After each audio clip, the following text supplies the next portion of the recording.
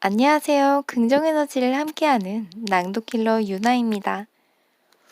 오늘은 나는 다시 태어나기로 했다. 멜리올의 환생강의 제2부를 한번 읽어보도록 하겠습니다. 페이지는 226쪽인데요. 다음 생에서 일어날 일을 미리 정하고 오나요? 질문이랑 답변이 나와 있습니다. 여기에 1957년 호리즌 겨울호에 실린 내용이라고 해요. 굉장히 오래됐죠? 네. 인생은 환생할 때 다음 생의 세세한 부분까지 미리 계획하고 태어나나요? 그게 사실이라면 인간이 자유의지로 이미 정해진 미래를 바꾸는 것이 가능한가요?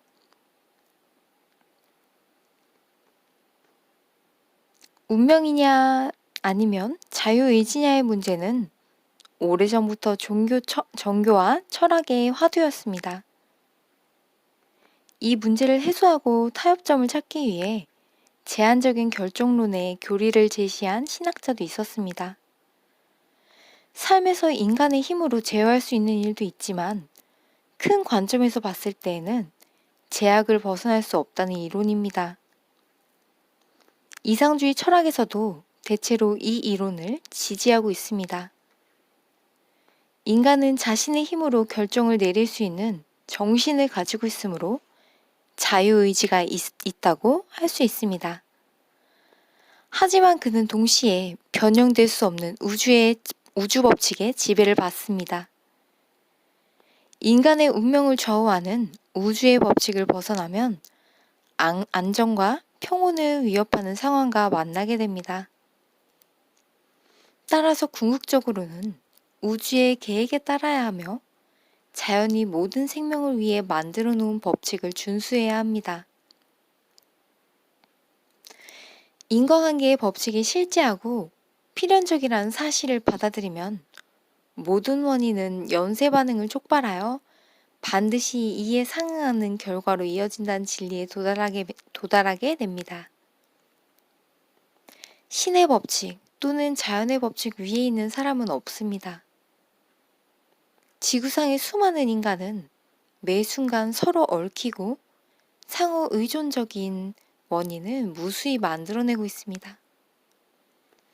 우리가 만약 한 인간의 삶을 일시적으로 정지시키고 그의 모든 생각과 행동을 멈추게 하더라도 그 이전에 만들어진 원인은 결과를 만들어내기 위해 계속 작용합니다. 결과는 행동에 의해 정해지며 인간은 날마다 행동하며 그 결과에 반응합니다. 인간에게 찾아오는 모든 상황은 과거 행동의 결과이며 인간은 그 상황에 반응하기 위해 또 행동해야 합니다. 그리고 새로운 행동이 또 새로운 결과를 만들어내는 순환이 계속 이어집니다. 여기 예시가 나와 있는데요. 어떤 사람이 자살하기 위해 낭떠러지 가장자리에 서 있다고 가정해 봅시다. 절벽 위에 서 있는 상태에서 그는 마음의 괴로움만 느끼며 실제로 뛰어내리기 전까지는 그 행동에 따른 결과를 경험하지 않습니다. 하지만 치명적인 결단은 실행으로 옮기는 순간 이에 상응하는 필연적 결과가 만들어지는 절차가 개시됩니다. 절벽에 서 있는 인간은 자기 힘으로 선택을 내릴 수 있고 그 선택이 새로운 원인과 결과를 만들어내어 그의 미래를 바꿉니다. 삶이 하도 힘들어서 자살까지 생각한 것이겠지만 괴로움에 반응하는 방식은 다양합니다.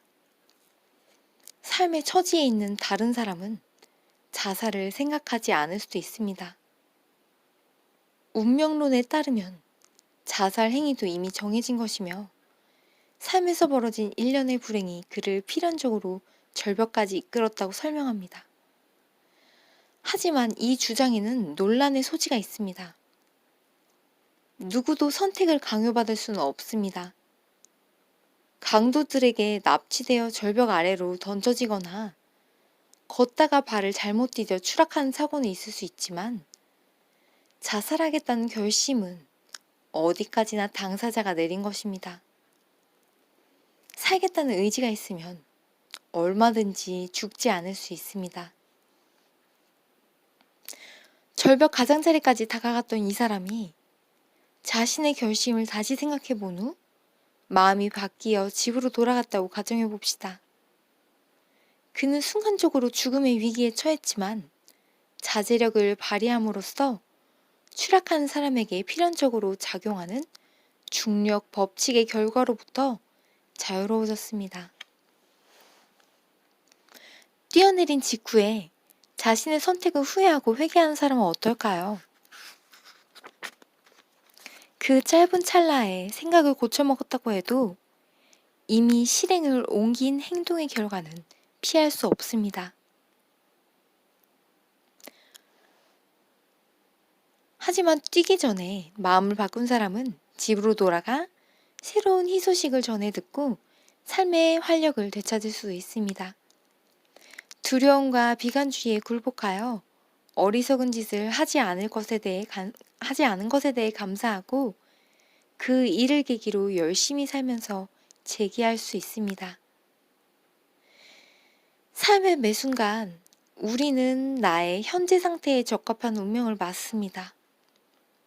새로운 요인 또는 상황이 나에게 변화를 주지 않으면 그 운명이 무엇일지 정확하게 알아낼 수 있습니다. 또 하나의 예를 들어봅시다.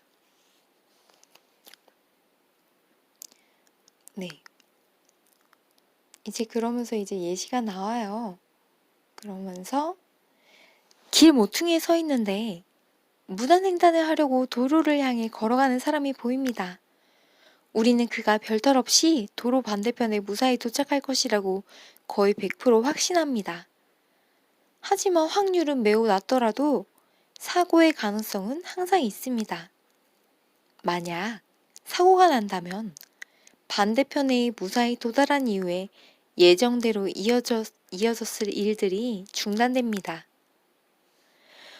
공부를 잘하는 학생은 친구들로부터 장차 좋은 대학에 진학하여 출세할 것이라는 평가를 얻습니다. 그는 성공에 필요한 모든 재능을 갖추고 있는 것으로 보입니다. 하지만 겉으로 잘 드러나지 않았던 성격상 문제로 그렇게 해서 술독에 빠지면 알코올 중독과 관련된 인과관계의 법칙이 그의 삶을 지배하고 만인의 존경을 받는 인사가 되는 대신 촉만 봤던 미래를 팽개친 폐인이 될 수도 있습니다.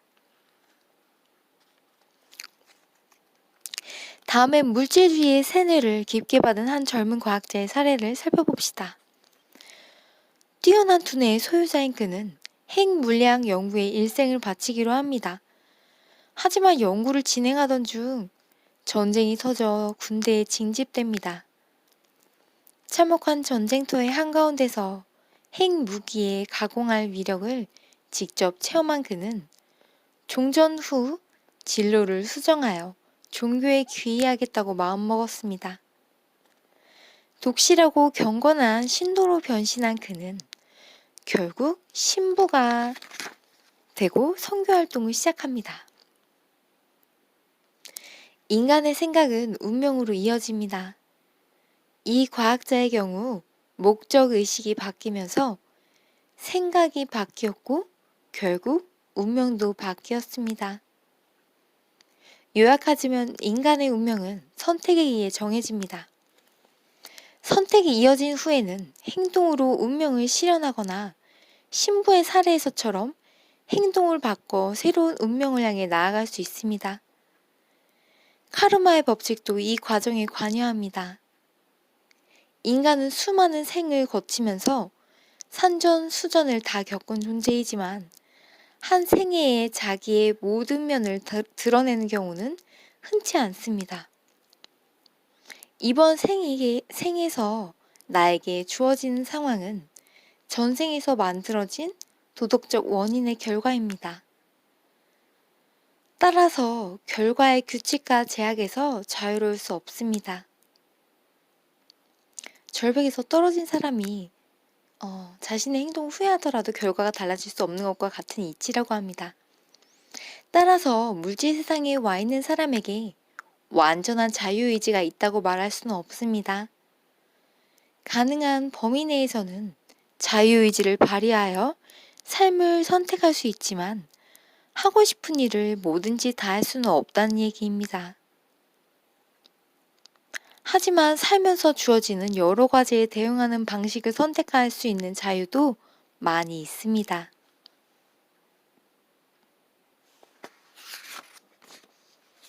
선택은 행동이며 그 행동을 취하는 순간 이에 맞는 결과를 만들어내기 위해 일련의 반응이 개시됩니다. 즉, 자유의지는 제한된 결정론의 한 형태라고 할 수 있습니다. 자유의지의 행사를 제약하는 것은 우주가 아니라 인간의 무지입니다. 인간은 자기가 모르거나 이해하지 못하는 것을 추정하고 선택할 수 없습니다. 삶이라는 것 자체가 대체로 이해하기 어렵기 때문에 결국 작은 범위 내에서만 자유의지를 행사할 수 있는 것입니다. 인생을 망치고 있는 어떤 젊은이에게 이렇게 얘기해줬다고 가정해 봅시다. 너 지금 계속 이기적으로 살면 인생이 우울해지고 친구도 다 잃고 가정도 파괴하고 결국엔 고독과 슬픔에 몸부림치게 될 거야. 지금 이 조언이 예언에 지나지 않았지만 당사자가 삶의 방식과 행동을 바꾸지 않으면 운명이 될 수 있습니다. 하지만 그는 아직 젊습니다. 앞으로 50년 더 살 수 있고 50년이라는 긴 세월이 그에게 아무런 영향을 주지 않을 것이라고 장담할 수 있을까요?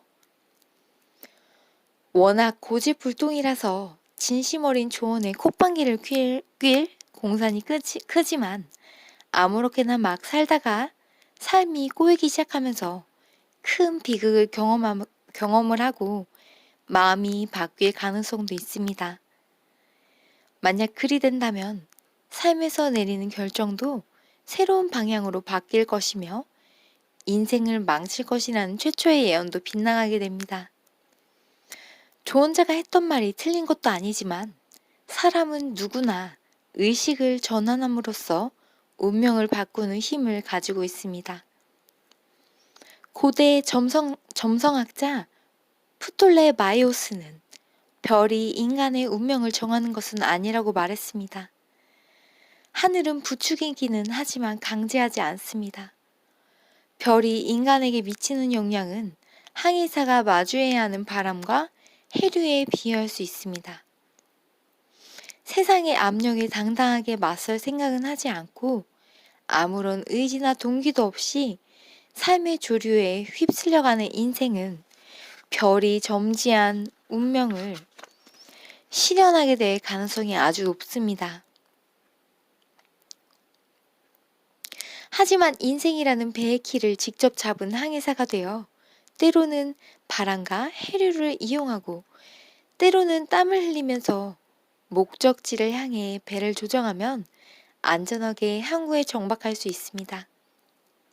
아무런 노력도 하지 않고 삶의 바다 위에서 동동 떠다니는 사람의 미래는 예측하기 쉽습니다. 인간의 용기, 신념, 의지라는 변수가 빠진 상태에서 외부 환경의 영향만 받으며 움직이기 때문입니다. 하지만 나를 둘러싼 환경과 상황을 방관하지 않고 뭔가 해보겠다고 마음 먹고 행동하는 순간 운명의 방향이 달라집니다. 나의 새로운 선택이 예전만큼 어리석다고 하더라도 원인이 바뀌었으므로 결과도 달라지게 됩니다. 또 바보 같은 선택을 했으니 이번에도 끝이 안 좋겠지만 어쨌든 정가는 다른 결과를 얻게 됩니다. 나의 운명에 영향을 주는 방법이 많다는 사실을 강조하는 철학은 삶에서 실용적이고 중요한 결정을 내리도록 영감을 줍니다. 좋은 운명을 실현하기 위해 많은 시간이 필요할 수도 있지만 선택의 질이 나아지고 헌신하는 마음이 강해지면 우주의 법칙의 보호를 받게 됩니다. 행복이 성취의 대상이듯이 불행도 불행해질 이유가 있는 사람에게 찾아옵니다.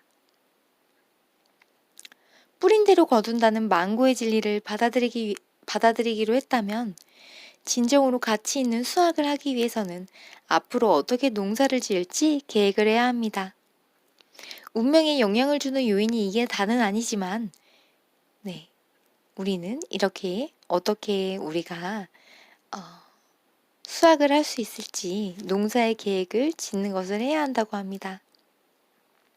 인과관계의 법칙은 시간이라는 신비스러운 현상을 통해 작용합니다. 시간은 우리가 생각하는 것보다 많은 차원을 지니고 있습니다. 시간이 흐르면서 이제 땅에 뿌려졌던 씨앗이 열매를 맺게 되어 있죠. 시간에는 강도와 넓이가 있습니다. 예를 들어 인간의 감정 상태에 따라 하루가 평생으로 느껴질 수도 있습니다. 몇 시간 동안 겪는 일이 인생의 송두리째 바꿔놓을 수 있고 꿈속에서 몇 년을 살 수도 있습니다. 비전이나 꿈을 통해 인간의 감각과 시간을 초월하는 거대한 운명을 보게 되는 경우도 있습니다. 이처럼 시간은 주관적인 속성도 가지고 있는데요. 작용에 의한 반작용이 이렇게 아까 말했던 것처럼 절벽에서 떨어지는 사람처럼 즉각 결과가 나타나는 경우도 있고, 폐인이 된 우등생처럼 오랜 시간이 지난 후에 현실화가 되는 경우도 있다고 합니다. 앞에 나왔던 예시처럼 말이죠. 고대 힌두교 스승은 제자들에게 선을 위해 봉사하는 삶을 실천하면 작용과 반작용의 주기가 즉각적으로 짧아진다고 가르쳤습니다. 나의 새롭고 바람직한 행동이 과거의 나쁜 습관과 충동을 일으키면서 교정과 변화의 작업이 그만큼 빨리 일어나기 때문이라고 해요. 하지만 삶을 변화시키는데 성공하고 인내심을 발휘하면서 새로운 나의 모습을 유지하면 강력하고 건설적인 원인이 생성되어 이에 걸맞는 좋은 결과가 탄생합니다. 핵심은 언제나 행동입니다. 행동 없이는 변화가 일어나지 않습니다. 기억해야 할 것은 올바른 생각과 동기로 행동하더라도 기존의 나쁜 원인이 가져올 결과가 마법처럼 지어지는 건 아니라고 합니다. 지금부터 올바르게 행동하면 부정적인 반작용이 더 생겨나지는 않을 것이지만 과거에 행한 잘못으로부터 내가 즉각 구원되는 기적은 일어나지 않는다고 해요. 한동안 인내심을 가지고 기다려야 합니다. 자연에 진 응당한 빛은 같고 이제부터 더는 부정적인 카르마가 생겨나지 않을 것이라는 마음으로 즐겁게 미래를 맞이하면 됩니다. 그러면 정말 오늘 읽어본 내용에서 많은 걸 우리는 깨달을 수 있었습니다. 우리는 운명을 어느 정도 정해진 거를 거스를 수는 없지만 우리의 자유의지를 가지고 많은 것을 바꿀 수 있다는 걸 알 수 있었습니다. 그러면 다음에 또 만나요. 안녕. 사랑합니다.